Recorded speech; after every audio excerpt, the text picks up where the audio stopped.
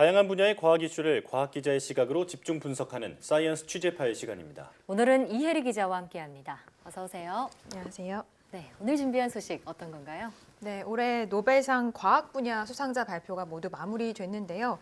특히 올해는 이 한국인 과학자의 수상 가능성이 점쳐지면서 많은 관심이 쏠렸는데 예. 아쉽게도 수상으로 이어지지는 못했습니다. 예. 그래서 오늘은 이 역대 노벨상 수상자들을 분석하고 과연 한국인의 수상 가능 시점은 언제쯤일지 분석해 보도록 하겠습니다. 네, 이 노벨 화학상 분야였죠. 현택환 서울대 석좌 교수가 그 수상 가능성이 있는 것으로 예측돼서 전 국민이 기대를 했는데 수상은 이 프랑스의 샤르팡티에 그리고 미국의 두드나 두 여성 과학자가 동시에 수상을 했습니다. 자, 아쉽기는 합니다만 이렇게 그 노벨상의 물망에 오른 것만으로도 상당히 고무적인 일이다 이렇게 볼 수 있겠죠. 네, 그렇습니다. 이 현택환 서울대 석좌 교수는 우선 이미 한국 과학계에는 굉장히 유명한 인물이고 네. 나노 분야에서는 세계적인 석학으로도 알려져 있습니다. 수상 가능성이 있다는 분석이 나오면서 저도 몇 차례 현 교수와 직접 이야기를 나누어 봤는데요. 네. 발표 직전까지도 당사자에게 이 수상 사실에 대해서 알려주지 않는 이 노벨상의 특성상 굉장히 좀 조심스러워하는 모습이었고요. 네. 또 대개는 이제 수상 가능성이 언급되고 나서 바로 그 해에 수상하는 일이 많지는 않았기 때문에 올해는 기대하지 않고 있다 이런 이야기를 들려주기도 했습니다. 그렇긴 해도 사실 저도 뭐 내심 기대를 하기도 했고요. 많은 예. 분들이 기대를 하셨을 텐데요. 올해 이 화학상 수상자인 프랑스와 미국의 이 여성 2명의 과학자가 선정됐다라는 소식이 전해진 이후에 현 교수와 다시 이야기를 나눠봤습니다. 함께 들어보시죠.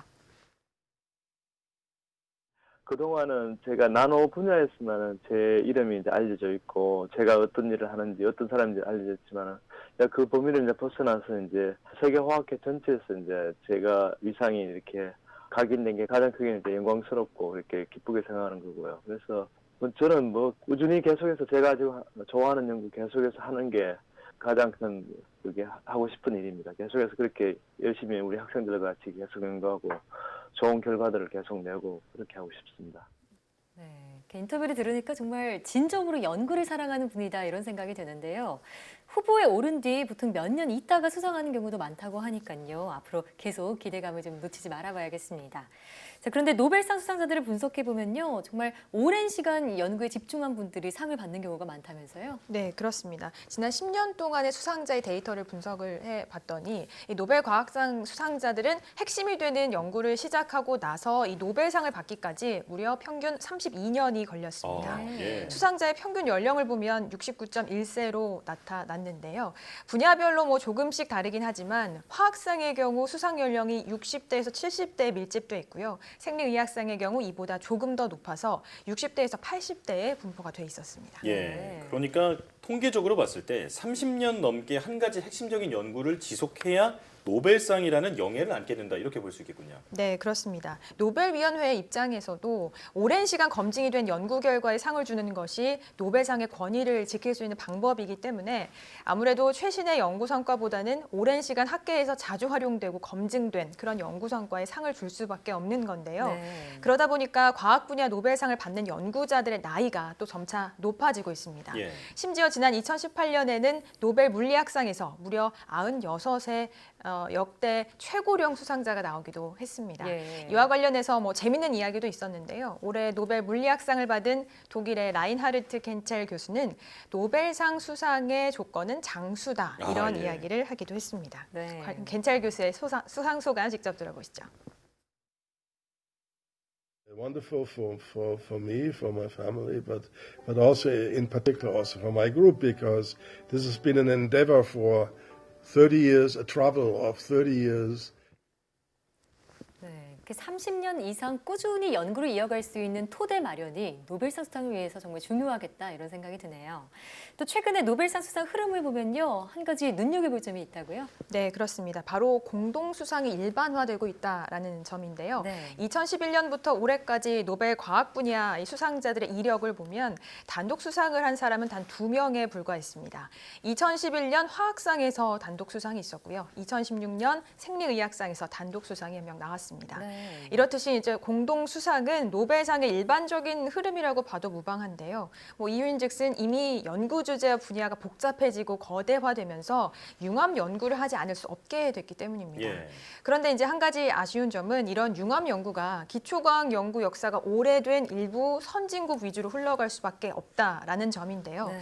실제 2018년 기준 수상자의 국적을 분석해 보면 전체 수상자의 약 43%가 미국인이었고요. 영국인이 18%, 독일인 11%로 이 세 나라가 무려 전체 3분의 2를 차지합니다. 네. 그렇기 때문에 아무래도 뭐 기초과학과 융합 연구의 투자 역사가 짧은 우리나라에서는 조금 더 노벨상 수상에 더 시간이 필요하다라는 이야기가 나올 수밖에 없는데요. 전문가의 이야기 들어보시죠. 우리 대한민국 국민들의 저력인데요.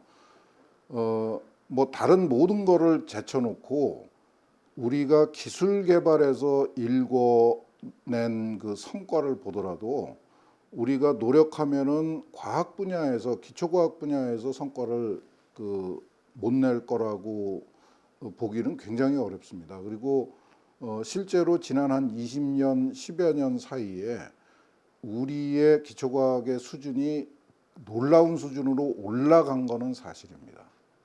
그런데 노벨상을 받을 수 있는 정도냐 하는 거에 대해서는 아마 좀 논란이 있을 거고, 좀 불편하지만 노벨상은 작년에 이룩한 성과, 재작년에 이룩한 성과가 아니고 10년, 20년, 30년 전에 이룩했던 성과에 대해서 상을 주고 있어요.